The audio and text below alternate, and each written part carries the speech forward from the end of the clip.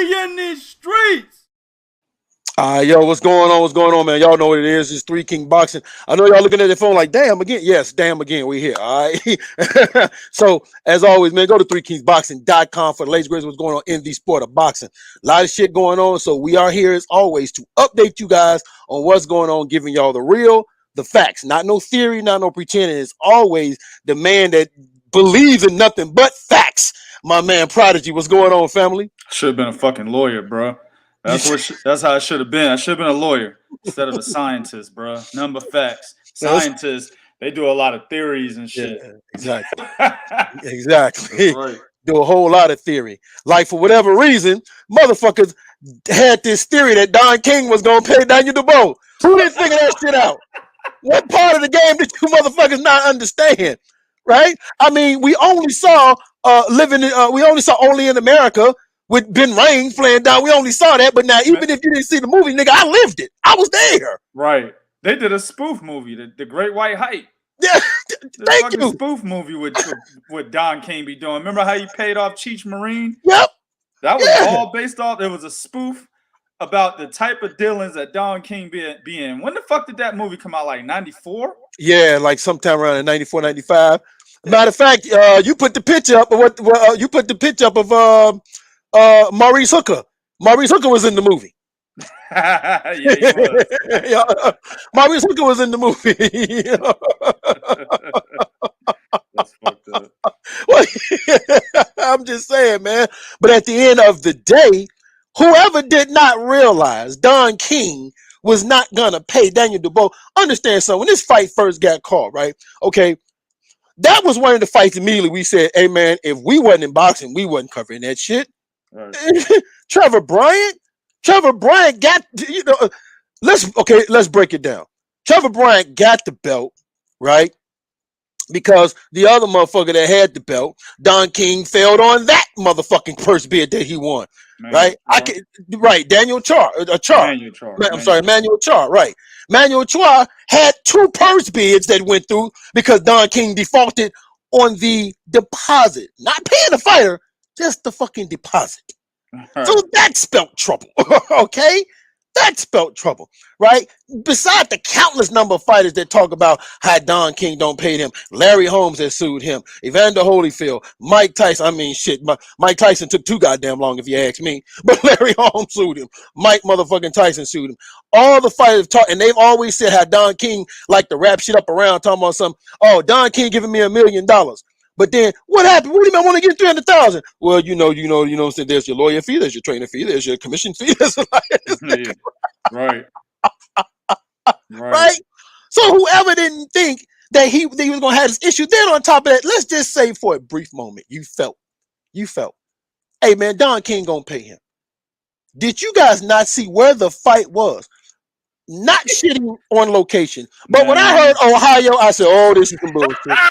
Hey, that shit was in Ohio, and a lot of motherfuckers that are from Ohio forgot it was even there. Our damn writer, one of our top writers, is from Cleveland, Ohio. That nigga was like, oh, the night of the fight, that nigga was like, oh, that shit like right down the street.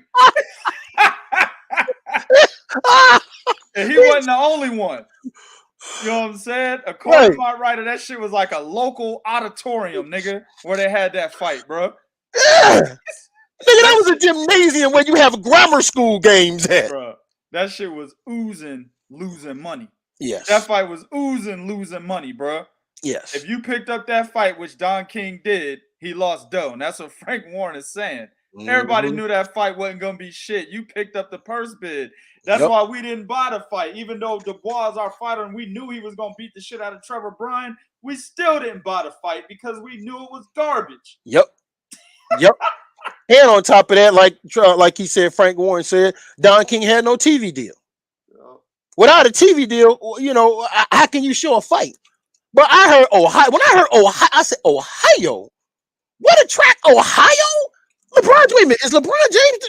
No, he's in LA. Okay, what attraction you motherfuckers got in Ohio for you to make me think that's some shit that we're gonna what star says I'm gonna travel to a fight in Ohio? What superstar says that? What a critically acclaimed high Hollywood figure says they're traveling to Ohio for a fight? They be leaving, bro. I'm trying to remember the last fight Adrian Broner actually staged in his hometown. I don't remember. Damn, that's a good point. That's a good point. I didn't think about that. That's a good point. Okay. Then wait, to even show you how much, to even really show you how they lost fight on it, right? We put go to Three Kings Box. We put the scheduled time, the scheduled date the fight was supposed to take place. That fight was third on the docket. That fight was third on the docket. That's crazy, man. Yeah, they must have looked out and said, "Well, nobody's coming. Let's go ahead and have this fight and get the shit over." That's what happened. There's no money on that fight, and Don King just basically stole money because he lost money. That's basically what it is.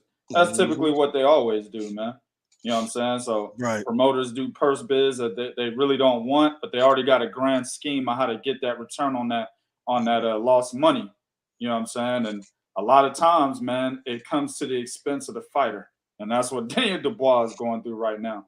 Let me ask you this question, man. Give me your final word on the possibility of Daniel Dubois getting his money. What do you think the possibility of, even with Frank Warren? I mean, he probably take him to court. I don't know, man. Like, that's what Mike Tyson even had to do that, right? He had to take him to fucking court.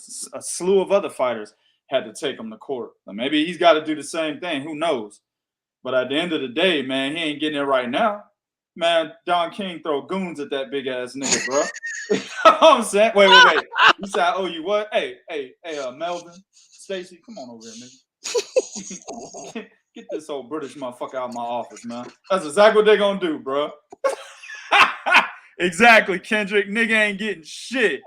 Exactly. And on that note, next, your boy Jermall Charlo is out here in these streets. Talking about, yeah, you know what I'm saying?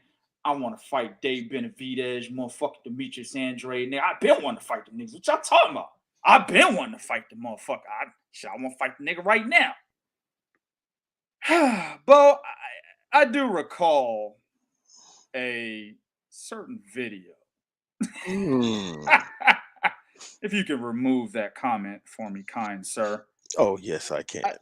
I do recall a certain video and that banner, kind sir. Remove that no beta mail. Everybody understands at this point you can't be no bitch ass nigga in this motherfucking chat, right?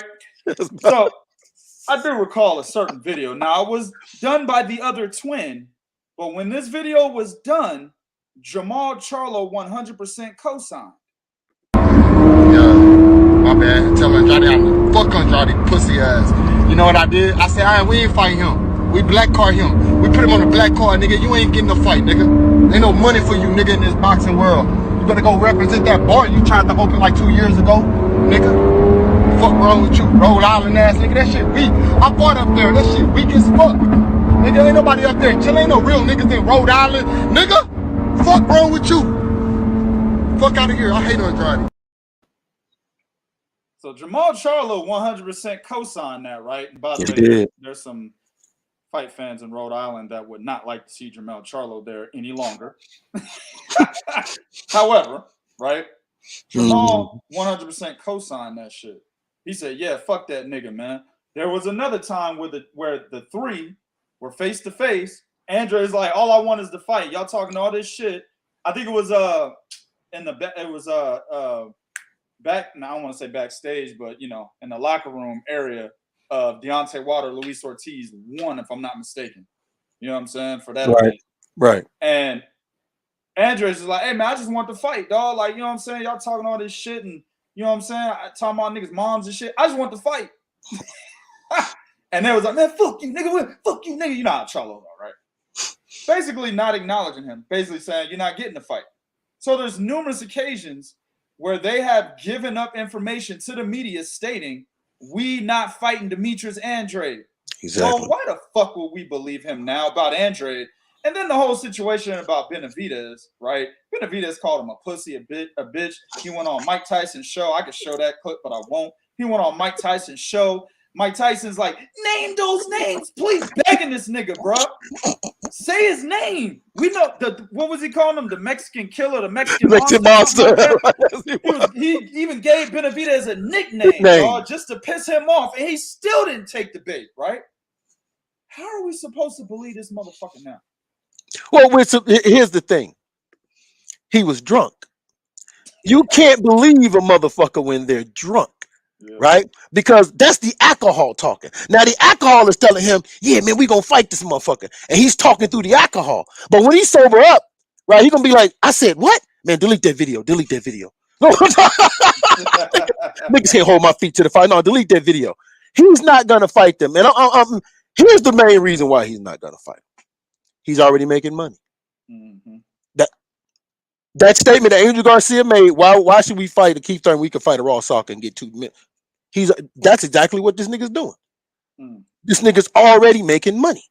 So he's already making money. He's already got a belt. In his mind, if it ain't Canelo Alvarez, if it ain't Gennady Golovkin or something like that, fuck it. Why should I take that risk? If I'm gonna take that risk, man, I want that dough. I want 10 million. Right. You know what I'm saying? I want 15 million. I want 12 million. You're not getting that fight in Andrade, especially now that he's not even with Eddie Hearns anymore. So you're not getting that now, right? That's just not happening now, right? So at the end of the day, he's just talking. At a Benavidez fight, I believe a part of him wants that fight, but he also realizes the danger in that fight. Mm-hmm. See, that's one where Al Heyman gonna have to get him in the room. But look at little nigga. Let me talk to you for a second. Al Heyman gonna have to sun him. Come here, man. Let me talk to you for a second. Come on over here, bro. Man, come under my wing, bro. Now, I've paid you a lot of money. I need my return. Yep. You know what I'm saying?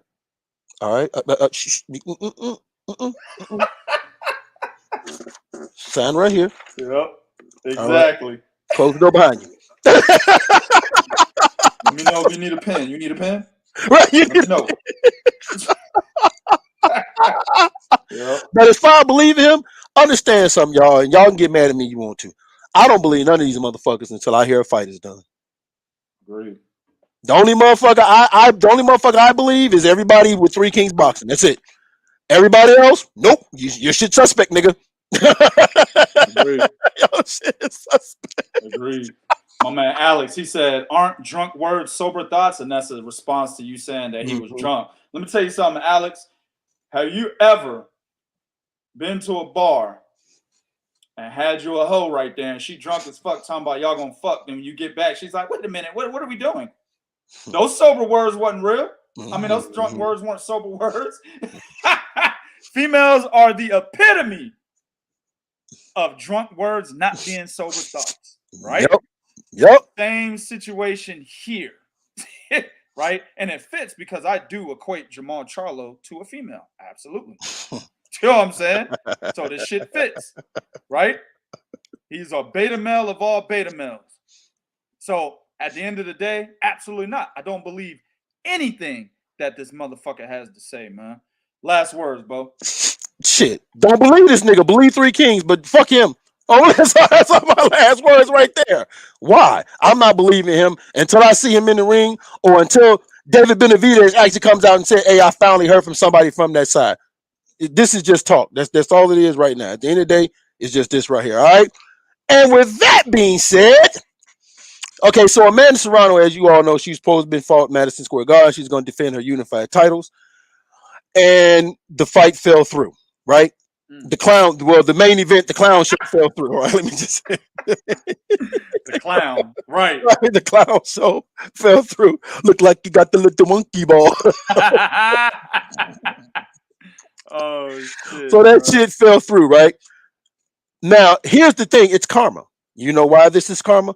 Amanda Serrano should have rematched Katie Taylor. There was a great fight at Madison Square Garden. It was hot. She got her biggest fucking payday. Ain't like she got really beat up. She just got outboxed. She should immediately went into that rematch while it was still hot, still on everybody's mind. The last thing you let anything do is when in the fight game, the last thing you do, you let something simmer to the point where it's no longer boiling hot, but it's simmering. You lose money when it's boiling hot, you got to do it. When it's simmering, you're losing money. Right? And that's what she did. Now with that being said, there's an opportunity for them to do the rematch. Amanda Serrano should be all up in Jake Paul's ass about getting that fight right now with Katie Taylor. Because you've already lost money on your training camp. Okay? You've already lost money on your opponent. You've already lost money on your event. The only way you can recoup the money you lost is fighting Katie Taylor. You may feel uncomfortable traveling to Ireland to fight her, but guess what? That's more money for you too. That's more ducats. So she should get on that phone, They need to make that fight with Katie Taylor. We need to see that motherfucking rematch. Why she didn't do it? She's listening to her promotion, and I get it. You want to make a quick bag, get you a quick win, and go back into the rematch. But sometimes, man, you got to just go ahead on and go in that rematch and get that bag to prove that, hey, man, the first fight was a fluke, or I can beat you. At the end of the day, bro, if this was a close fight, you got a lot of fans out there, a lot of fans that don't like Katie Taylor. Let me say that. A lot of fans that follow Amanda Serrano. Let me say that as well. Thinking that Amanda Serrano was robbed, and clearly was not robbed. It was a very close fight. Amanda Serrano had her hurt, took her fucking foot off the gas pedal for the rest of the fight after that, and got outworked. That's exactly what happened in a nutshell, right? Yep. So if Amanda's trainer, we know, really believes this, right? The fans, they all believe that this was a robbery and they should run it back, and Amanda really won, then that should be the first thing on her mind right now. Not trying to play the undercard of fucking Jake Paul. You know what I'm saying? I don't understand. That's a good point. Like I said before, that is the one thing that I agree with Clarissa Shields on 100%, right? Is Amanda Serrano following this motherfucker right here. Looks like you have a little monkey balls. The motherfucker with the monkey balls. Right? Right? Following him to fight on his undercard, to scrap an entire card because he didn't want to make that fight with Asim Rahman Jr., right? Scrapping the entire card with her included. If it was really about showcasing a women's world champion like Amanda Serrano, he'd have been like, you know what? I'm not on the card, but I am the promoter and manager of her. I'm going to make her the headliner. He didn't even do that. He don't give a fuck about boxing. This is a fucking spectacle to him. This is just another avenue to make money, dog. Right? Yeah. And he showed it with his decision of how he handled this last fight card. So instead of doing all that, like what Clarissa said, Shields said, she would never work with Jake Paul and fight on his undercard, and Amanda Serrano shouldn't be doing it either. Serrano needs to headline her own event again. I mean, she just made $1 million, bro. Headlining with Katie Taylor. Why are you falling back under Jake Paul? Makes no sense. None at all. You've already created that image for yourself now. Everybody, man, my wife couldn't wait to watch the fucking the fight. And she a big time casual. She knew when Taylor Serrano was happening, bro. Dog, my family hit me up and asked me what time that fight was coming on. Yeah. I'm like, yo, hold on. What the hell? Exactly. You could headline your own events, Amanda. You don't need fake Paul, bro. You don't need that nigga, bro. But at the end of the day, she's following the clown with the monkey balls, right? Mm-hmm. So as long as she's doing that, then the decisions that a lot of fans are going to disagree with are going to bestow on her fucking career, or be bestowed upon her career, because Jake Paul's running it now, which is a fucking farce. And if you go look at Twitter, Amanda Serrano is like one of the nicest people out there in the sport of boxing, bro. People are killing her right now. I can't stand you. I loved you. You know, a lot of niggas with these fatal attractions. I loved you, Amanda. You are my girl. Now I hate you. Yeah, right? They got a lot of people on her Twitter basically saying that they don't fuck with her anymore because she's allowing Jake Paul to run her career. She's had to say numerous times, if you really like me, then it shouldn't matter who I'm associated with, which is incorrect, because you are who you associate with. Exactly. That is a known statement. You know what I'm saying? But I don't think Amanda knows about that, right? But anyway, she's saying just because I associate with this guy doesn't mean it should affect how much you like me and how much you follow my career, right? Mm-hmm. But and it really does, Amanda. And that's something that's been known since the beginning of time, bro. You start hanging around fuck boys, you become a fuck boy, right? Very true. Same thing is the same situation with women. So my thing is, man, for her, she needs to take more control of her career and get the right fucking decisions made. And the right decision to make right now is to fight Katie Taylor in a rematch, dog. You know, that's a very good statement you made, because I've often said Amanda Serrano she's never really been in control of her career. Amanda Serrano is like the little sister that stayed a little sister, because her older sister and his husband pretty much runs every aspect of Amanda Serrano's life. Remember when Eddie Hearn said, Amanda don't even have a phone. I gotta call Cindy or so, like wait a minute, what? When you see on interviews, who's sitting right there? Oh boy, like wait a minute, hold on for a second. Can I talk to her, please? You know, hell, even when you see on interviews and she's laughing, like she acts like that. She acts like that 20-year-old that finally broke free. That's how she acts sometimes. Yeah, we know what's next. Like, goddamn, shut the fuck up. For real. She's annoying as hell. I mean, like I said, she's a good person. I think her personality is genuine. Yes. But I'm sorry, man. She's fucking annoying sometimes, bro. I believe that too. I believe it's genuine, but it's something that my man Hobie said, and he said, does she feel she can win? That's a very good question. And I think that might be part of the reason why they didn't go right into that rematch. Because understand something, Amanda Serrano's best shot, I believe, was the 5th or 6th round when she had Katie Taylor hurt. And after that, when Katie Taylor got over that, it was just like when she in her mind said, "Oh, I've been through this before. I fought Delphine Pursoon, Christine Lindart. I know what to do." And that's what all you saw for the rest of the fight. That's all you saw for the rest of the fight. She's like, "Oh yeah, that's right. Amanda is not swift of foot, right?" I truly believe that's the very reason why they didn't go back into that rematch, man. 2K, man, give me your final thoughts on why you believe she didn't go into that rematch. Well, she'd be stupid in thinking, and her team would be stupid in thinking that they shouldn't go back into that rematch because she doesn't have what it takes to win. She showed that she had what it took to win. She was whooping Katie Taylor's ass, bro. And even though I picked Katie Taylor, I think I picked Katie Taylor to win that fight. I don't fucking remember. I might have picked Amanda Serrano by split decision. I think that's what I did. Well, I know what I picked.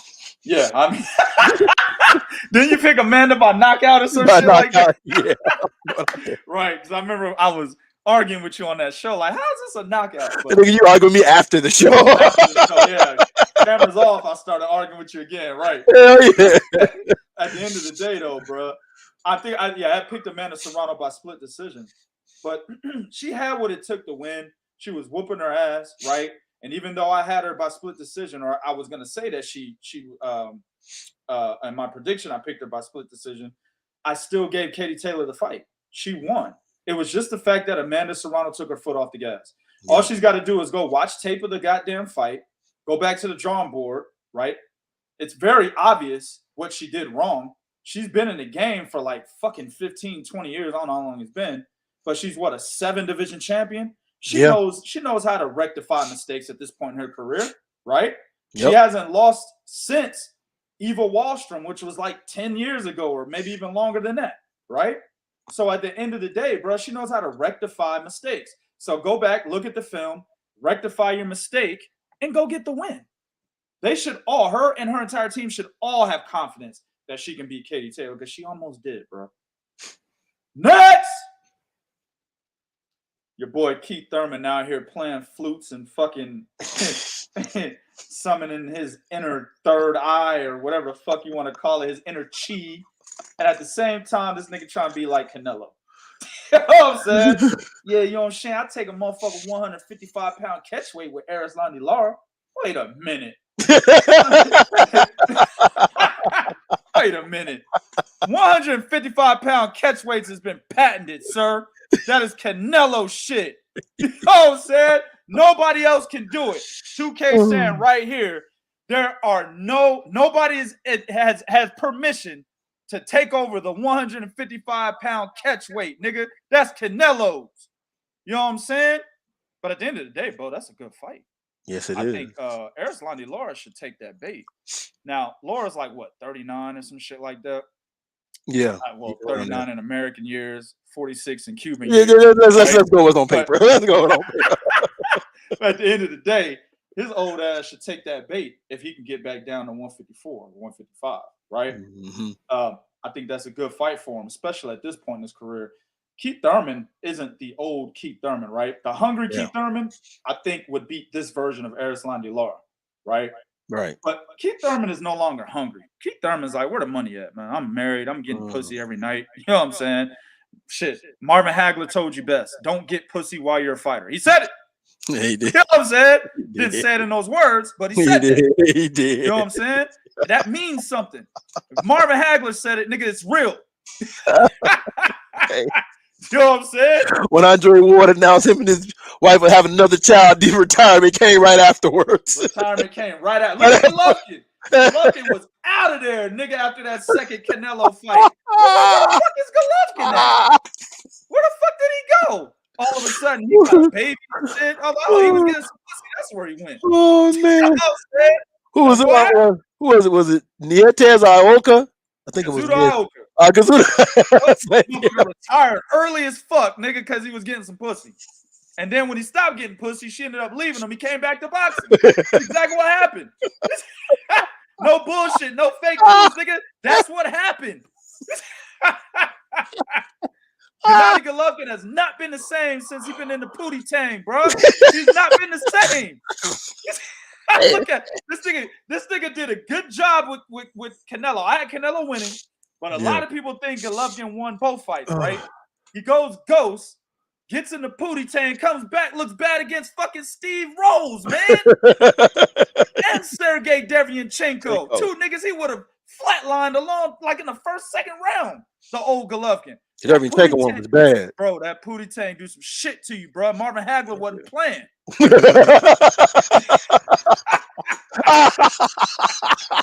motherfucker wasn't playing, man.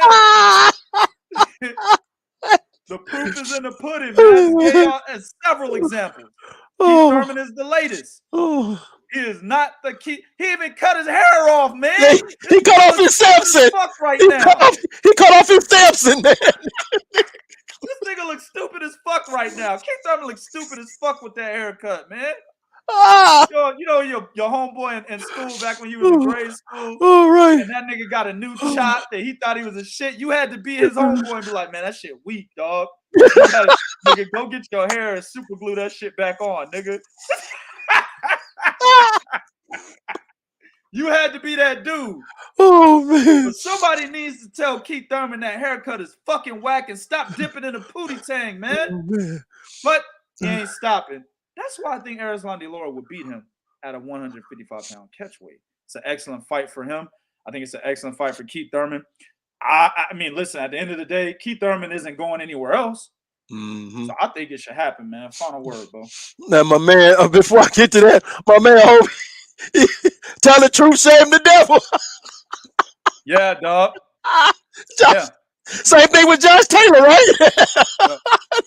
Look bad against Jack Catterall. Yep. Hey. Yeah, man. It's real, dog. Oh, it's fucked up. Marvin Hagler left us an excellent career, right? He left a lot of motivation that people can follow. He also left that gym. You know what I'm saying? Fight, for fighters. Don't get pussy while you're fighting. Oh, man. At the end of the day, I'm with you, man. Erislandy Lara needs to jump at this. Erislandy Lara is a tail end of his career where both him and Keith Thurman, honestly, they're at that part of their career where they're looking for big paydays and big fights. Right? Yep. Now, here's something I want you guys to understand, because a lot of y'all are saying, okay, well, Thurman had, he had a good offer from Enos. He had a good offer from Conor Ben. Y'all got to understand something, how it operates, how the pecking order of pay operates when you're one of the big dogs at Premier Boxing Channel, right? Your purse may say 1.5 million, but y'all watch the fights and listen very carefully. What does it say? This fight is brought to you by Showtime, Man Down Promotion, Lions Only Promotion, Porter Promotion. Yeah. Everybody got a promotions, man. Everybody got a promotions up there somewhere. Y'all just didn't see it. Right, exactly. Right. Everybody got a promotion. And what that is, yeah, your person say this, but you got an extra 2-3 million on the kickback. Why? Because you're part of the fucking promotion. Yeah. And being part of the promotion means you get part of the revenue, all revenue, sales, gate, merchandising. You get part of all of that. So these guys walk out. That's why Keith Thurman asked for $7 million against Terence Crawford, or $10 million. Why? Because that's what the motherfucker probably gets when he fights after everything is said and done. So they're at that part of their career where, hey man, this is it has to be worth something to us, and I have to get paid to do it. Right? So at the end of the day, I like the fight. I think the fight should be made. Erislandy Lara is not swift to feet, which gives Keith Thurman some opportunities. And then, of course, we know how frail Keith Thurman is to the body, which gives Erislandy Lara some opportunities. Yeah. It's a good fight, in my honest opinion. Now, I don't know if Erislandy Lara want to do it at 155. He might try to do 156, but that's definitely a fight. I'm being honest with you. Erislandy Lara needs a big fight. He hasn't had a big fight since Austin Trout. Well, he said he's won since Austin Trout. Let me say that. Man, he beat up that nigga Thomas Cornflake Lamana.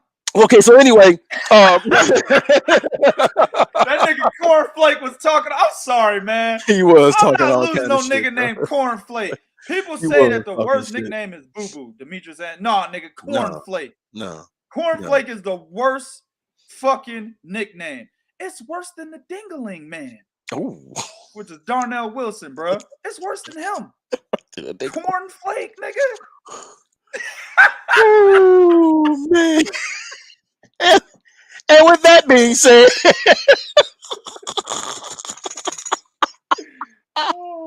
cornflake, god damn, nigga's a bowl of cereal. You gotta spray sugar on it to make it taste good. I'm trying to tell you, bro. You can't even eat the shit by itself, nigga. You gotta put sugar on the motherfucker, bro. Cut bananas. All right, let me stop, man. All right, moving on, man. All right, so as you guys know, in September you had the big fight going on, the trilogy fight. That, you know, one of them trilogy fights that nobody really was asking for, but okay. Between Canelo Alvarez and Gennady Golovkin, right? Big time fight. Now, when you look at this fight, and here's my thing, man, Project, I want to propose this question to you.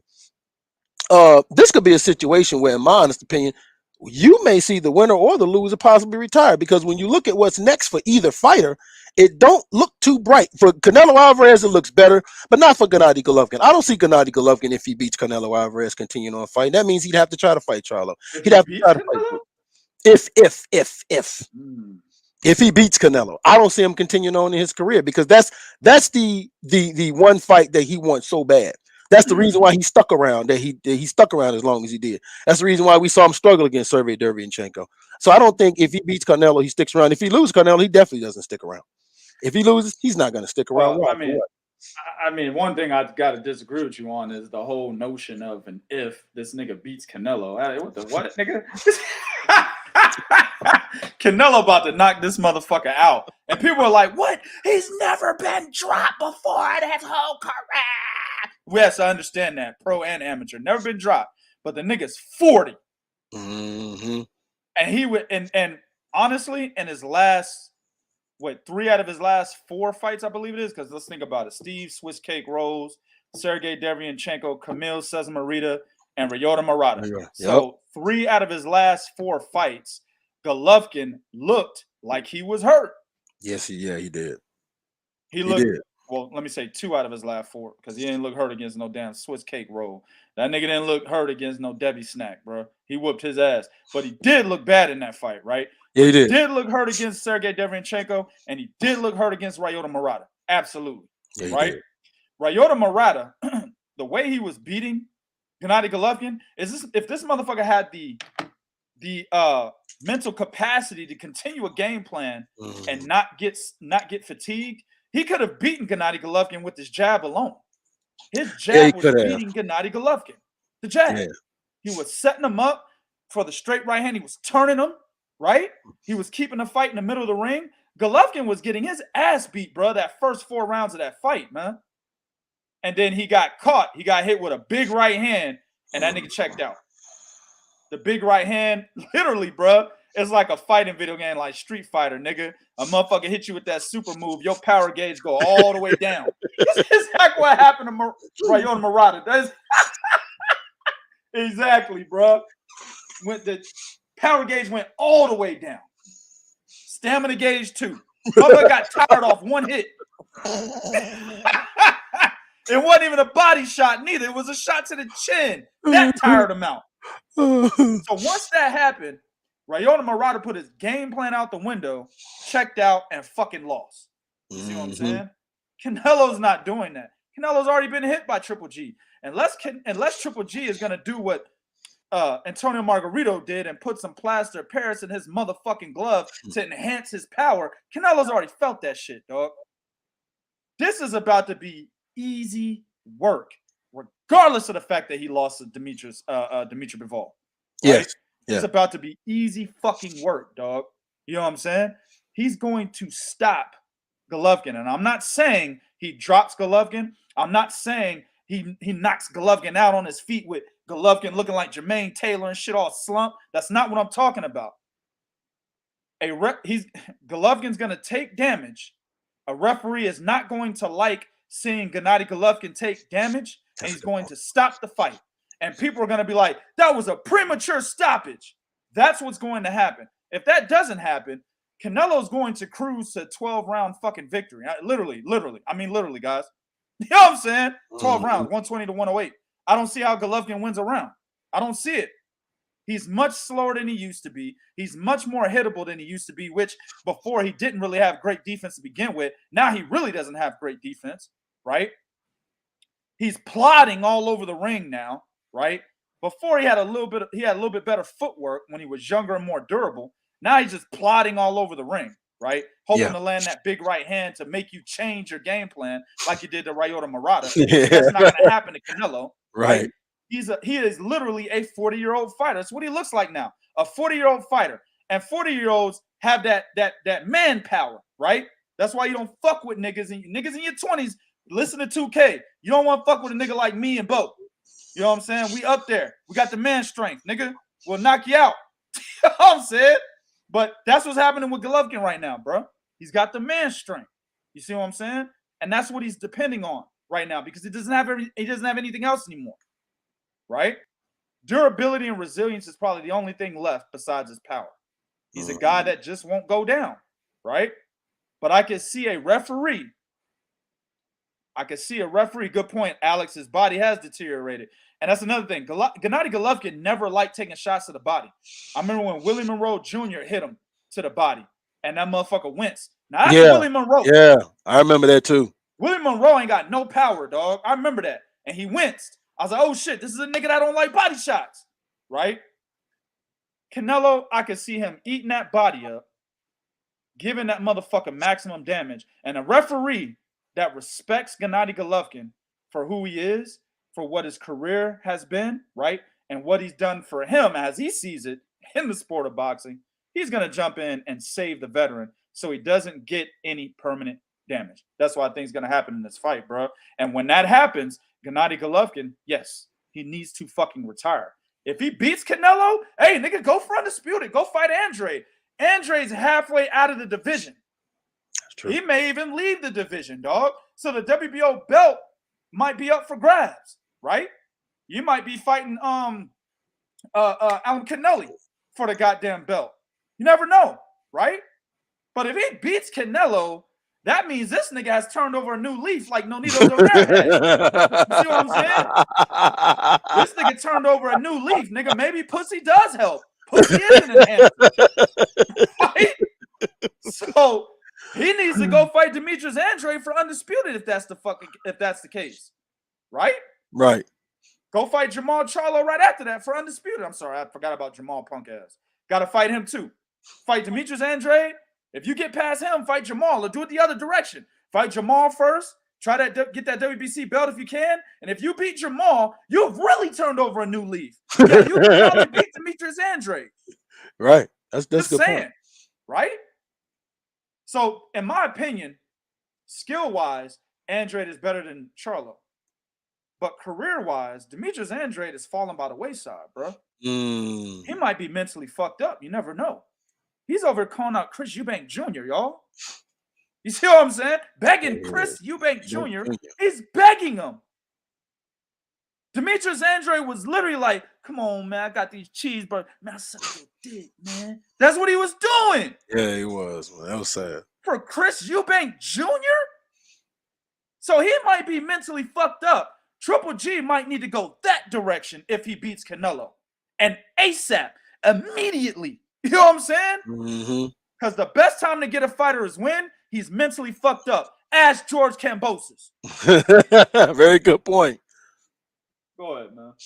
You know, I do want to say this, though. You're right about one thing. Canelo is a different fighter. That loss to Bivol, I think, has really motivated Canelo.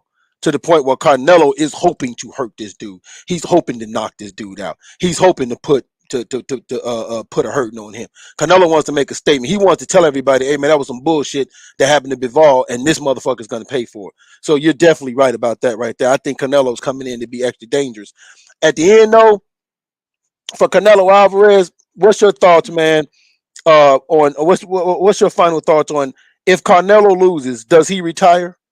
Well, let me do this real quick. Shout out to my man GM Strong, put $5 on. He said, "What changes does Jonathan Banks need to make for Gennady Golovkin in this trilogy?"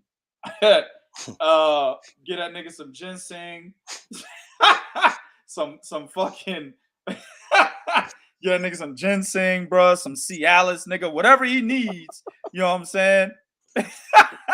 To stay young for this fight, that's what he needs. If he goes back to the ring, the same Gennady Golovkin that fought Ryota Murata, he's done. And unfortunately, that was the Gennady Golovkin we got last. Yep. He's done, man. I don't think there's anything he can do in this fight, man. To answer your question, Bo, if Canelo loses, you said, should he retire? Yeah. Is he done? Okay. Absolutely, because this is a muscle. To me, and people are going to disagree. Mm-hmm. This is like Tyson Fury, almost like Tyson Fury and Chisora. And the reason why I say this is because nobody asked for this trilogy at this point in their careers, man. Mm-hmm. I think Golovkin fans even understand at this point that Golovkin is older.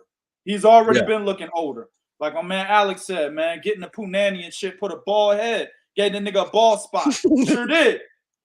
He's old. It wasn't a punani, it's this nigga's age, man. Well, shit explained. Right. Motherfucker, a nigga like me would have been bald a long time ago if it was a punani, bro. He's fucking old. That's why he got a bald spot, dog. And I think, like I said, Golovkin fans understand this. Even with Demetrius Bivol making Canelo look like an amateur, they still understand that Gennady Golovkin is not at a state in his career where he could legitimately beat Canelo Alvarez, right? Mm-hmm. And Gennady Golovkin fans want him to stop Canelo Alvarez. They don't just want him to beat him. They want him to knock him the fuck out. They hate Canelo, right? Agreed. They think Gennady Golovkin was cheated twice. But at the same time, bro, with this being a gimme win for Canelo Alvarez, if he loses, yeah, man, he's done, bro. I think mentally, Canelo will be checked out. He'll start losing to Jaime Munguia. You know what I'm saying? That's why Canelo will be the new Roy Jones Jr. minus getting knocked out, bro, if he loses to fucking Gennady Golovkin. You know what I'm saying? Niggas is coming up and shit 5-0 beating Canelo, bro. And I ain't talking about David Morrell either. That's what would happen to Canelo, bro, if he loses to Gennady Golovkin. So absolutely, that motherfucker would need to retire, bro. Speaking of Nonito Donaire, as we talked about the previous topic, this motherfucker just won't go away. Nonito Donaire is like a little gnat. Just keeps swiping the motherfucker and it keeps coming back. But it's in a good way. And I'll say this because I like the way Nonito Donaire has been handling business, bro. Let me preface this. Let me add to this. Because niggas will be like, wait a minute. You was making fun of him because of the whole thing with John Rio Casimiro. You're right. I hate that shit, right? That was some beta male shit that he did to John Rio Casimiro. I like the way he's handling business in terms of how he's taking out these fighters, bro. He got my man Nordine Aubali. I was talking about Nordine Aubali. I had picked Nordine Aubali to beat Rashid Warren when they fought. I was like, yeah, he gonna fuck him up again. He already beat the nigga in the amateurs. He gonna fuck him up again. You know what I'm saying? I was telling cats about Aubali. I was pushing Aubali versus Inoue. I was pushing that. Yep.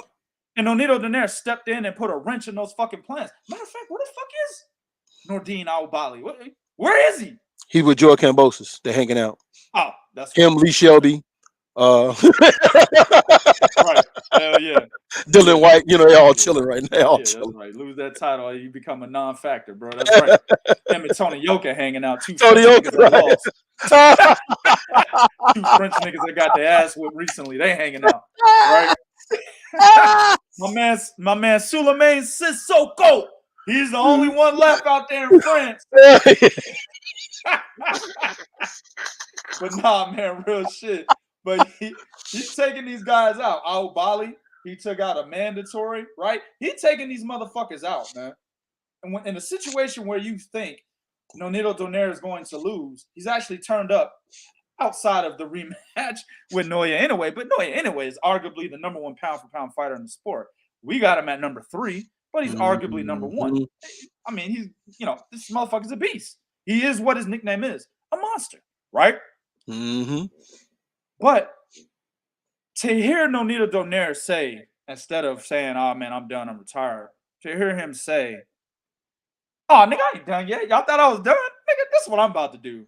I've been talking to Richard Schaefer because he's with Probellum, right? I've been talking to Richard Schaefer.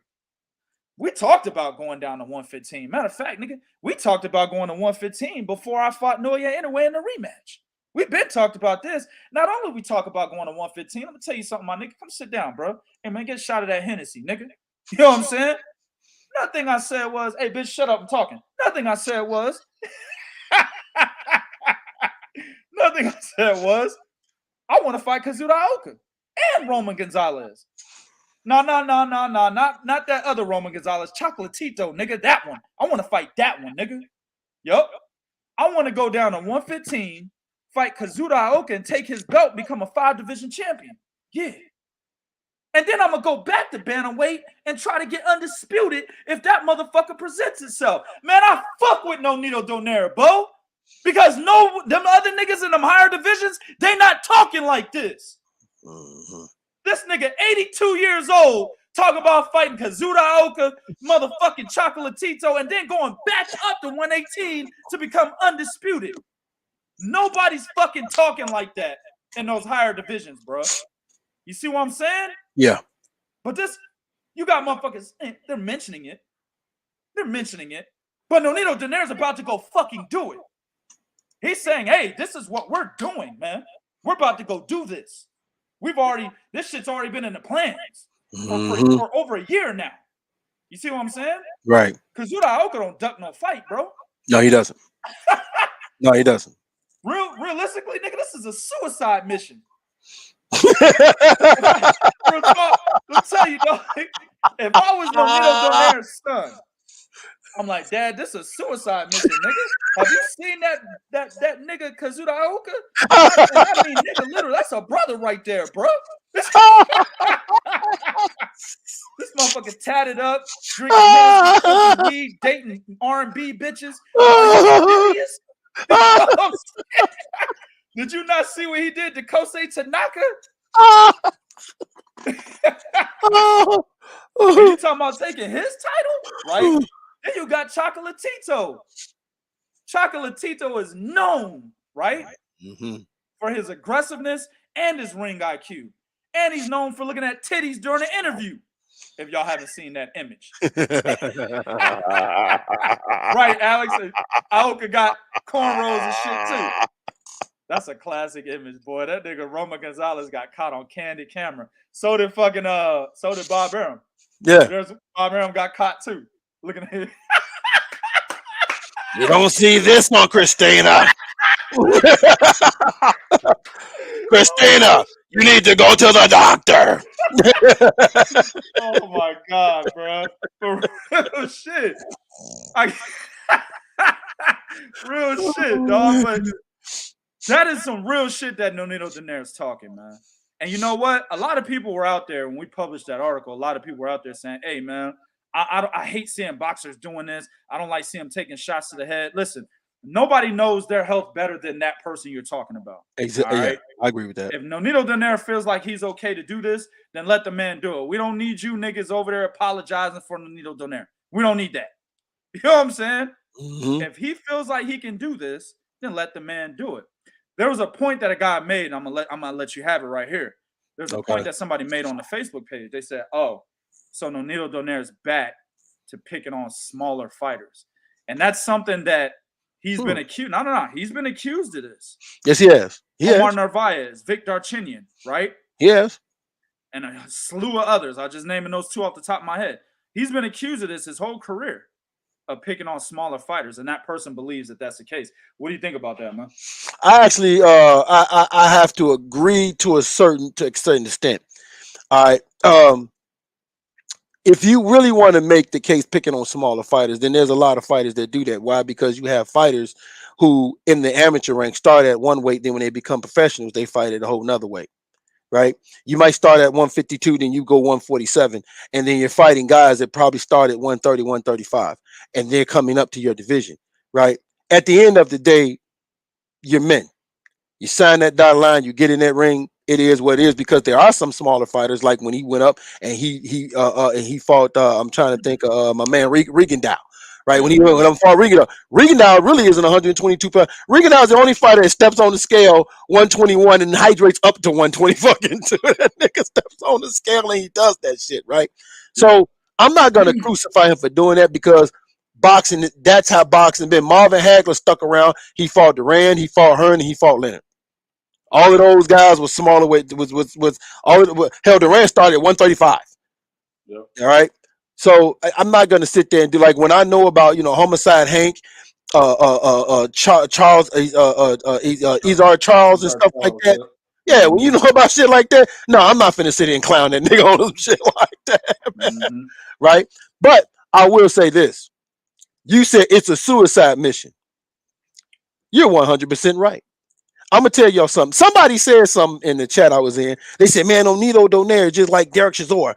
They're both. He's 38. He's 39.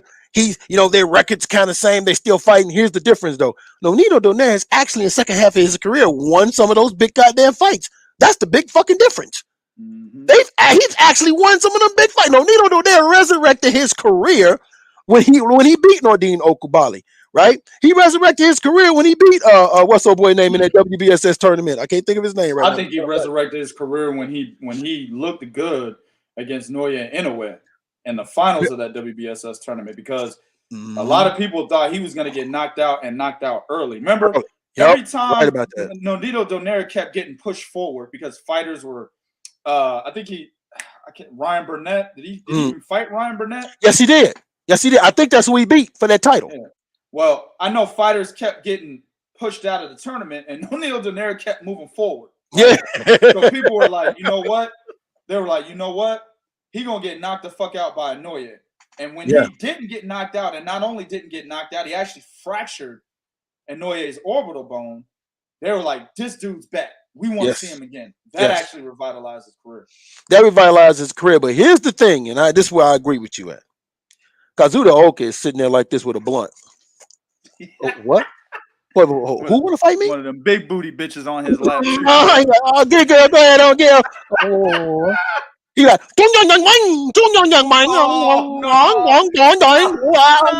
oh, what? No, that's Chinese, nigga. That's Chinese. That's Chinese. Damn, bro.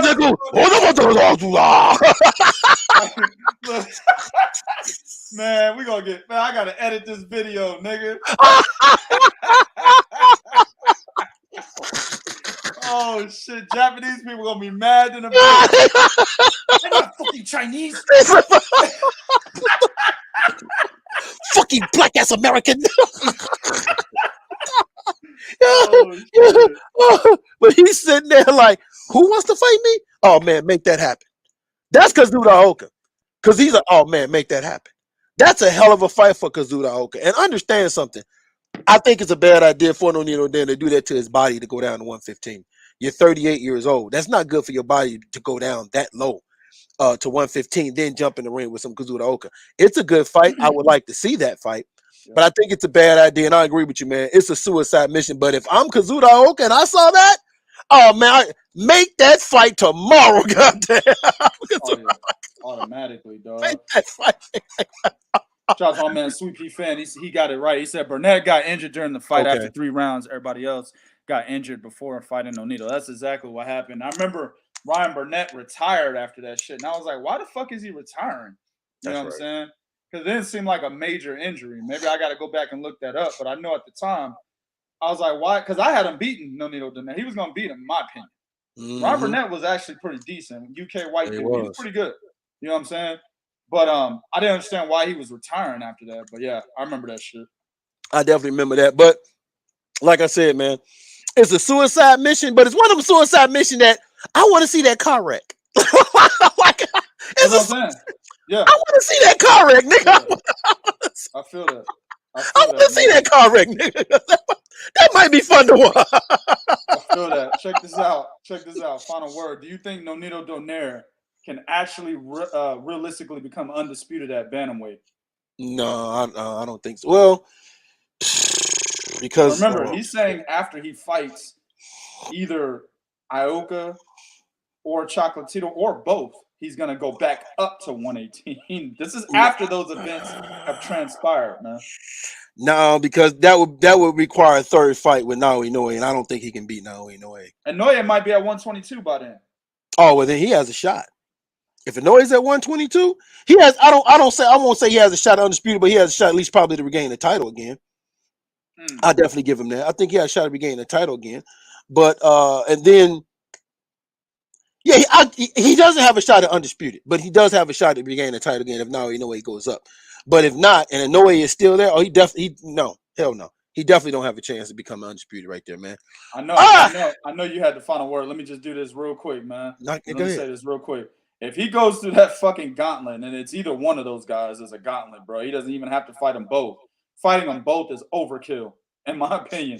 But if he fights Ioka or Chocolatito and then goes back up to 118, I think those ass whoopings or one of those ass whoopings from either of those fighters is going to be enough to say, all right, his body like, all right, nigga. You know what I'm saying? All right, nigga, we can't do it no more. Because that's why I say it's a suicide mission. This motherfucker talking about plans and shit after fighting those guys. Ain't no plans after fighting those guys, bro. You either make that plan at 118, you stick around there and wait for fucking Inoue to beat up Paul Butler and move to 122, or you go down to 115 and fucking retire there, nigga. One or the other. Ain't no plans after fighting them two motherfuckers to come back up to 118. Hell nah. If he fight Kazuto and get knocked out, the recap will read Nonito Donaire retired. That's gonna be in the recap. Exactly, bro. I didn't see that in the fight. It doesn't matter. It's inevitable, nigga. Exactly, bro. All right, man. Last but not least.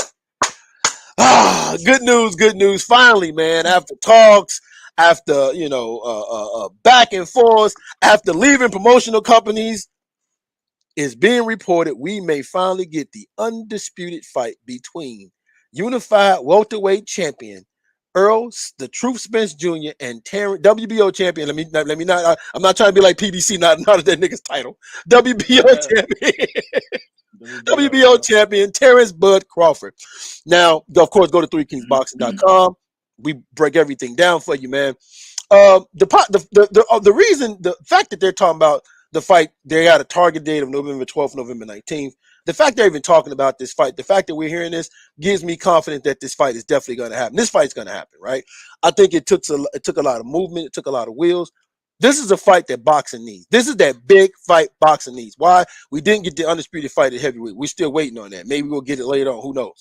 But this is definitely the fight we need. This is this generation's Thomas Hearns and Sugar Ray Leonard. I've always told y'all that, right? Yeah. This is two top fighters at the height of their game. It don't get no more elite than this, right? This is actually better than Manny Pacquiao and Floyd Mayweather because these niggas are still in their prime. Unlike Manny Pacquiao and Floyd Mayweather. Like, niggas felt cheated, although it made a lot of money, but niggas did feel cheated. Like, like what happens after that fight? They said, well, Floyd should have fought him 5 fucking years ago. Yeah. They can't say that about this fight. No, we're not getting cheated. I think Crawford's 33, Earl is 30 or 29 or something like that. They're at the height of their game. They're coming off the best wins of their motherfucking career. 2K Prodigy, man, give me your thoughts on this, brother. Take as long as you need. Well, to be honest with you, this is just a rumor. Shout out to Fatback Dan. You know what I'm saying? He put this out there and shit. But at the end of the day, I'm really not going to be excited until everything's been signed on the dotted line. We have a venue, which they're saying is going to be in Las Vegas. And JL Davis, nigga, you said if that fight is in Vegas, you coming to see 2K, nigga. I will be there in Vegas. You better be there. I know you California niggas be fronting. Anyway. But if that fight happens, right? Talking about in Vegas, everything needs to be signed on the dotted line. I need to see the undercard, need all of that, dog. Then it will be a reality to me. Like, oh shit, now it's happening. Just telling me that it's tentative for November. They said what, November 12th or 19th? Yeah. That don't mean shit to me, bro. That means Skittles, nigga. You know what I'm saying? And I don't eat candy like that. So that don't mean shit to me. Right. I'm witnessing that. I nigga got candy in that house. The only nigga I know with candy in the house and nobody eats it. Like, wait a minute, what the fuck? Yeah, exactly, bro. But at the end of the day, man, it's the fight of this shit. You know what, man? I consider this fight, and people are gonna disagree. This is gonna be a controversial statement. Okay. I consider this fight bigger, in my opinion, in terms of skill. Bigger than Floyd Mayweather, Manny Pacquiao. And let me tell you why. Let me tell you why. Because to me, Manny Pacquiao could never beat Floyd Mayweather, man. I've always maintained that statement, bro. When I used to talk boxing on people's channels before I even had a YouTube channel back in 2012 and 2013 and 14 and shit and 15. I didn't even have a YouTube channel yet. I used to go on niggas' channels and shit, and I used to talk boxing with them. And back then, it was all about Mayweather Pacquiao, Mayweather Pacquiao. I used to say back then, bro, it doesn't matter what version of Pacquiao would have been standing in front of Floyd Mayweather, bro. He loses this fight. Stylistically, Floyd Mayweather is a nightmare for Manny Pacquiao. Any version of him. The cheating Pacquiao, the non-cheating Pacquiao. Floyd Mayweather beats either one of those. See what I'm saying? Right. Terence Crawford and Errol Spence, this fight can literally go either fucking way, bro. To me, in terms of skill, and when I say skill, I'm not talking about raw skill from either fighter. I'm talking about how the skills mesh, right? The clash in styles, the point at their career in which they're going to fight each other. This is a much more intriguing fight than Mayweather-Pacquiao. They said Mayweather-Pacquiao was the fight of the century. Not anymore. Not if this motherfucker happens. You know what I'm saying? I agree. This, to me, is the fight of the century, bro, if this happens. Only reason why they're saying that about Mayweather-Pacquiao is because all the money that's involved. I don't give a fuck about money. You know what I'm saying? I care about what matchups I'm going to get, right?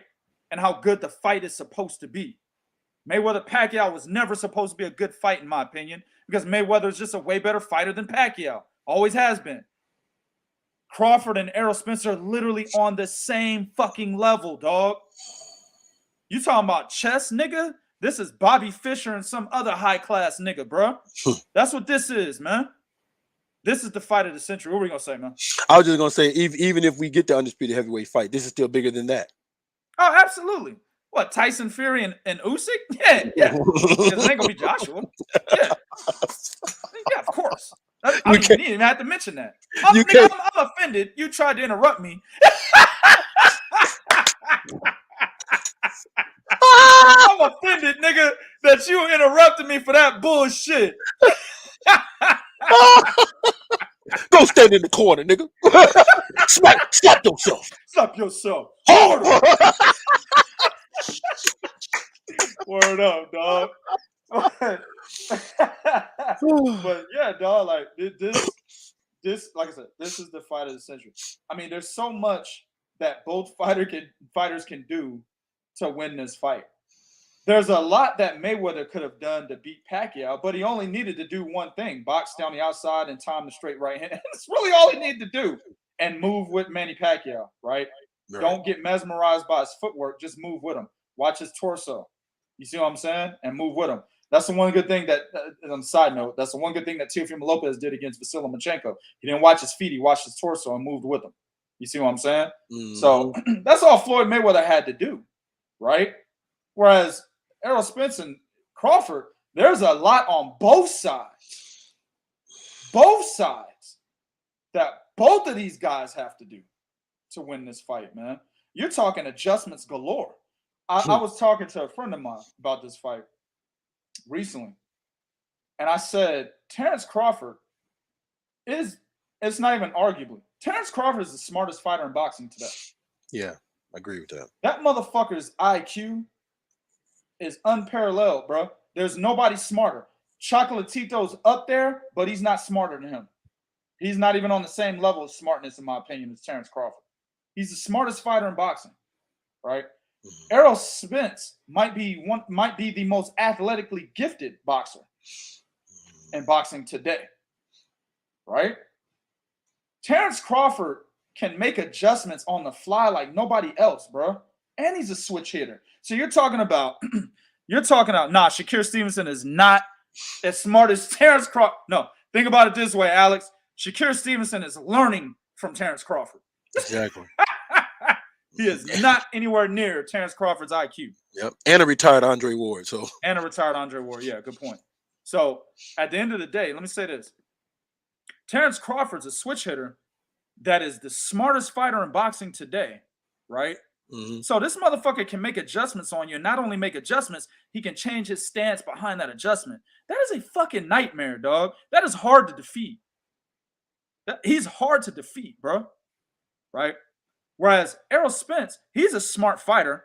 He's not the smartest. Now, if you wanted to compare Errol Spence and Shakur Stevenson, I would still go with Errol Spence in terms of IQ. But Shakur Stevenson will surpass Errol Spence probably within the next year or two. You see what I'm saying? They're that close in terms of IQ, in my opinion. But Errol Spence is athletically gifted, bro. And he also has tools in his tool chest. This motherfucker can box you from the outside. He can box you from mid-range, or he can put pressure on you, as your Dennis Ugas, right? And fold you up that way. See? Terence Crawford got the same tools. This is ridiculous of a matchup, bro. Like, you can sit here and talk about this shit all day. That's what the fuck I'm gonna do. If this fight is actually announced, we're making multiple videos. A-side, nigga. I'm talking not A-side, I'm talking in terms of money. I'm talking about like what happens if plan A happens, and what happens if plan B happens, what happens if plan C, what happens if plan D. We're gonna make videos like that on this shit, bro. That's the kind of fight this is, man. But before I get excited, I need that official announcement, bro. Let me just say this right here, man. I feel everything you said. And okay, I'm going to get a little bit excited. I'm not through the roof excited. I'm just, okay, I'm glad they're talking about it because Steven Espinoza wouldn't even reveal anything about it. Steven Espinoza said, he said, well, I can't talk much about it. We're having some hiccups.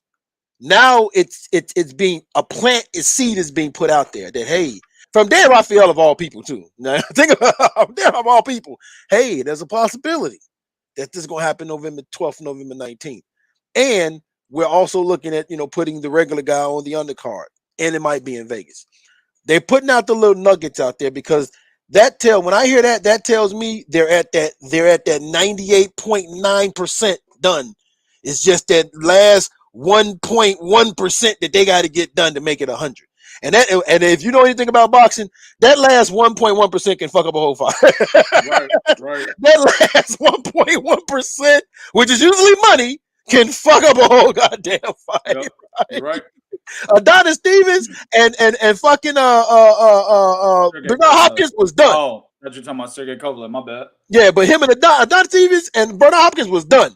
Until Adonis, I want a little bit more money. All right, man, fuck you, man. I'm fighting Sergey Kovalev. Fuck you. That's right. That's exactly what happened. Right. It was done. So that was you right. So I agree with you. I'm not finna get overexcited. But what I am going to get excited about is just thinking of how to break down this fight. When this fight gets announced, understand something. All of y'all that's watching, understand this. I'm going to watch all y'all videos. I'm going to watch all y'all comments. Because this is going to tell me who know boxing, who don't know boxing. When this fight is made and y'all do y'all breakdowns, I hear y'all conversation, this is going to tell me who know boxing, who don't know boxing. I'm going to look at y'all comments. If I see some shit there, man, Terence Crawford going to win, man. He's just a better fighter. Why? He's just a better fighter. Okay, write your name down. I will no longer. Oh, man. That's going to be all over YouTube. I mean, I just got a feeling he just going to win, man. You know? No, I don't, nigga. No, I don't. Nah, I don't know, bro. can't. That shit all over YouTube. Hell yeah. Media, man. Yep. This is, to me, this is going to tell y'all. Get mad at me if you want to, but remember that this was said right here. A lot of y'all gonna see other motherfuckers talking about it. I'm telling y'all right now. Y'all gonna see the Chris Fannixes. Hell, Sergio Marta. He's lost his boxing now. You're hanging out with them niggas, right? Y'all gonna see all the motherfuckers saying some dumb shit. Oh man, he's just a more superior, gifted fighter. He's just gonna win. Well, how will he win? He's Errol Spence. He'll win. Okay, write your name down. Right. We're gonna black card him. Right. Whoa, niggas don't know about boxing. That's in my motherfucker me never fought in the ring, nigga. Now, nigga, that nigga has put a new definition on black card. Now, black card and black ball are the same, according to Jermall Charlo. That's what's up. I agree 100%. This right here, in my opinion, I understand something too. There's one other thing that I like about what you said about smart. This is Terence Crawford IQ against the ring IQ of Spence and Derek James. It's not Derek James versus fucking McIntyre. No.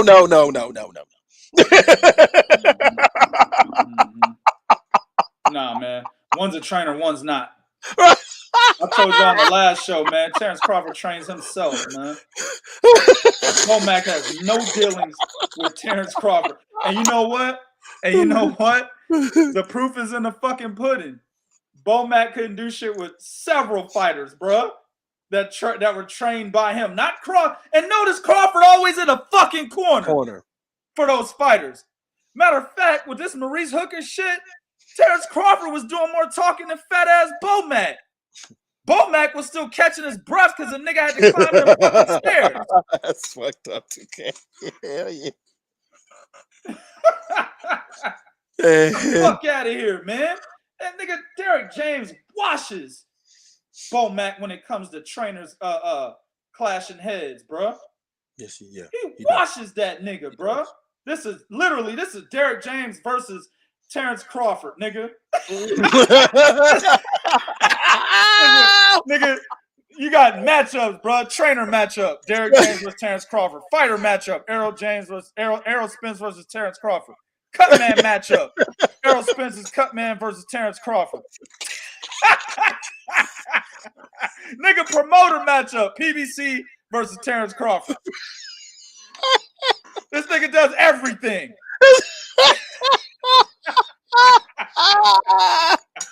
Oh man. All right, man. Before we get out of here, man, give us the final word. Anything else, man, you got to say before we get out of here? Give us the final word on what do you think from a pay-per-view aspect? And I know you hate predicting these things. Do you think this would be a successful pay-per-view? Oh, absolutely. And I've said this several times, bro. Like, a lot of people, and I'm gonna tell you something, man, and I'm gonna try to do this without contradicting myself. So, because people are gonna think automatically if I say it the wrong way, I'm contradicting myself. I always knew, and everyone always knew, everybody knew that Terence Crawford versus Errol Spence was gonna sell. It didn't matter how much Terence Crawford sold against Amir Khan or Sean Porter, right, or Victor Postal. Right, none of that mattered. It didn't matter how much Errol Spence sold, against Mikey Garcia, against Sean Porter, Danny Garcia, etc. None of that mattered. Now, here's where I'm not contradicting myself. It only mattered in the negotiation process. That's it. In terms of the fight playing out, it never mattered, right? It only mattered when they were trying to determine who's going to get the larger pay-per-view share. That's it. In terms of the fight playing out, we already knew this fight was going to sell. Everybody and their motherfucking grandma and the grandma's grandma knew about this shit. Motherfuckers was coming out the cemetery. Hey, that fight about to get made?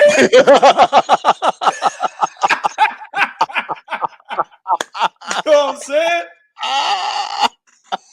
Think about what we told you about Katie Taylor and Amanda Serrano. That was just them two motherfuckers, man. That's a good point. And people all over know about that fight. How many people you think know about this? You see what I'm saying? Mm-hmm. As soon as this bitch is announced, sold the fuck out. Y'all better get y'all tickets, man. I'm just saying. Y'all better have, listen, this will be like trying to call the radio, nigga, and trying to get that magic word in and shit so you can win a new PlayStation 5. That's what this gonna be like. You know what I'm saying? You better have that motherfucking number on speed dial or that website on click. Immediate bookmark, nigga, so you can go get your tickets. Because at the end of the day, this motherfucker's gonna sell the fuck out, bro. And the pay-per-view is gonna be enormous. If it's not, honestly, Bo, I'm gonna tell you something. If it's not, boxing's dying. I agree with that. If this fight don't sell, pay-per-view, if it don't sell in tickets, because this is the biggest fight that can be made in boxing right now, bro.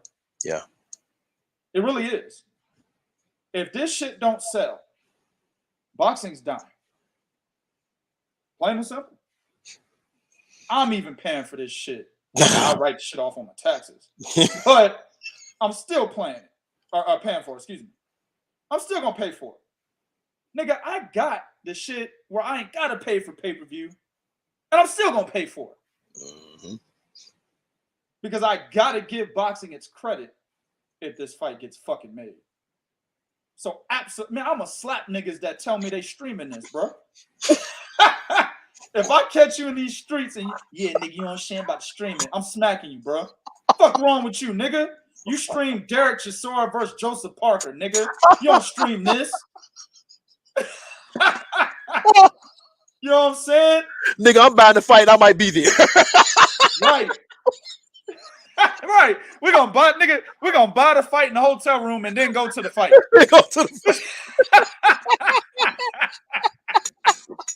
Exactly, bro. We're gonna buy the motherfucking fight in the hotel room and go to the damn fight, nigga. Fight just gonna be on. Nobody in the room. Fight just gonna be on TV.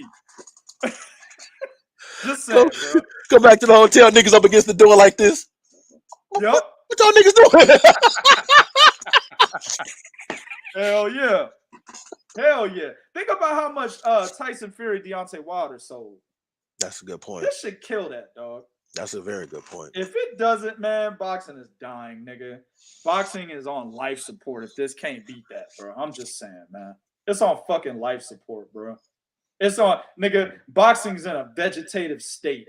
It's brain dead, but the motherfuckers won't pull the plug if this goddamn fight, if this fight don't sell, bro. So somebody forgot the sign. The do not resuscitate. Exactly, bro. Hey, who the hell forgot the sign to do not resuscitate? God damn. The motherfucker dead. Nigga, pull the plug. Nope. Nope. God damn, bro. Oh, yeah, that's how I feel. 100% it should sell. We'll see what happens, man. But again, before I get excited, I got to get that announcement. Real talk. Real talk. All right, man. Before we get out of here, we got to slide something y'all way, man. This is, see, you know, I'm sorry, man. I'm an old nigga, and I get it. You know. Right. I get it sometimes being an old nigga. Sometimes you want to clap back when a nigga say something, but then there are times when you an old nigga, if you don't clap back, you can't look like an old nigga. Oh, man. Ladies and gentlemen, I give you... Tyson, stop talking shite, mate. Phone mommy and daddy. Mommy's Frank Warren. Daddy is fucking Bob Aaron. Tell them you want to hang out with me, okay? And send me the paperwork, bitch. Yeah? This is a Bushwick Bill looking ass nigga. How the fuck did this nigga dye his facial hair? Yes. Is red, nigga. Yes. Yes. Yes. This motherfucker dyed his facial hair. This nigga was in the mirror like, yeah, nigga, it's gonna kill the bitches tonight.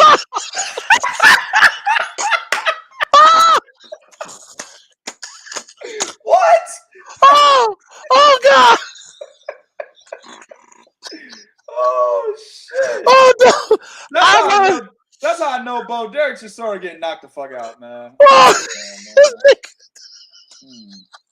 Quit talking shite. Tell mommy and daddy you want to hang out with me. What? Hey, what? Send the contract, bitch. Oh yeah, bitch. Send the contract. Oh yeah, bitch. Man, Chisora about to get Molly Wop, man. This nigga about to get face down, ass up on some Anthony Pettis shit, bro. That's what's about to happen, man. I 1,000,000% do not want to see this fight. I'm not interested. Stop shoving down my fucking throat. I don't want to see it. Bro, I don't want to see it.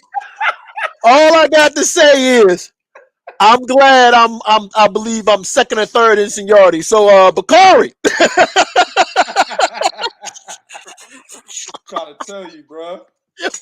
Hey, Jail Davis said this nigga ain't got no real niggas around him to tell him that. Hey, ain't no real niggas in the UK, nigga.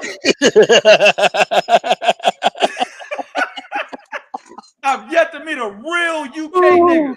Anthony Joshua's trying his hardest. Nigga got beat up by Usyk. Was like, man, I'm about to go back to the gangster shit. You know, Tupac and Biggie. Shut the fuck up. That ain't gangster shit. Nigga don't even know what gangster shit really is. No. Nigga gotta go to the Ghetto Boys. Nigga, NWA. Yeah. Talking about some Tupac and Biggie. That ain't no gangster shit. Niggas is Hollywood puppets. Right. You know what I'm saying? You gotta go back to Big L, WC in the Mad Circle. Them niggas. You gotta go back to them niggas. Trying to tell you, dog. Ice Cube before Are We There Yet? You gotta go back. Right. And that nigga was suspect. I heard something about Ice Cube, bro. Oh yeah. Oh yeah. You know what I'm all them niggas, Ice Cube, Dr. Dre, especially Dr. Dre. I heard Dr. Dre like to be in the hole, bro. I ain't talking about prison. You know what I'm saying? Man. Trouble. Yeah, I'm just saying. Ice-T as well, nigga. That nigga too. That nigga light skin with a fucking perm. You already know. Last nigga to pull that off successfully was fucking Superfly, nigga. He the only nigga to pull that off. Motherfucking Ron O'Neal. He the only nigga to pull that off successfully. A light-skinned nigga with a perm. Not Ice-T. Oh my God. You're so right. Absolutely right, man. I saw Derek Chisora. I was like, hold on. Is this nigga beard? What color is that? Burgundy, nigga? Like what color? Man, dog.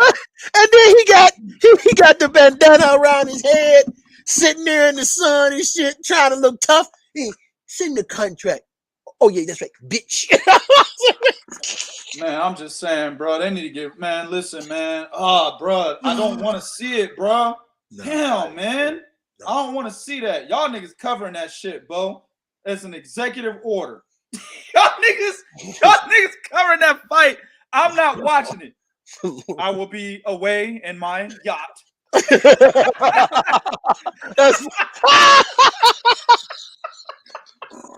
I will be away on my yacht.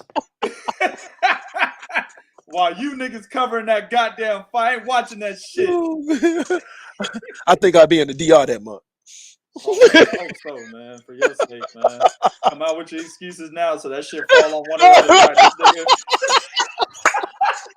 Hey, you can't remember I told you I'd be in the DR. That shit fall on one of the other parties. Listen, go back to the show we had, the 1 hour and 22-minute mark, motherfucker. Hell yeah. So I'm gonna be in the DR.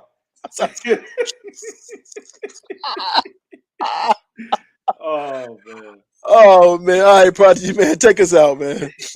Y'all know what to do, man. Go to 3kingsboxing.com for your source of pure, unadulterated boxing information, man. Hit us up on Instagram at 3kingsboxing, Twitter at 3kingsboxing, Facebook.com/3kingsboxing. We're gonna do this show every Tuesday and Friday. Y'all listen. Tuesday and Friday. 3:30 Central Time, not 3:36, not 3:22. If you ain't got my money or my bud, I'm killing you and him. Nah, I'm fucking with y'all niggas. Them niggas don't know, bro. The young niggas don't know. The young niggas don't know where I got that from. Anyway, 3:30 Central Time. That's 4:30 Eastern. That's 1:30 Pacific. Tuesday and Fridays. All right? Facebook and YouTube. Also go to this YouTube channel, Prodigy Boxing Talk. I'm going to be doing videos on the side. Those will not be live videos, so you won't be able to catch it on Facebook. So the Facebook people, go over to YouTube, subscribe to Prodigy of Boxing Talk so you can get extra content on that YouTube channel. All right? Appreciate everybody in the chat, everybody that donated to the PayPal, people that donated in the chat. Definitely appreciate you guys. We never asked for it, so we definitely appreciate you when you do it. Until the next one,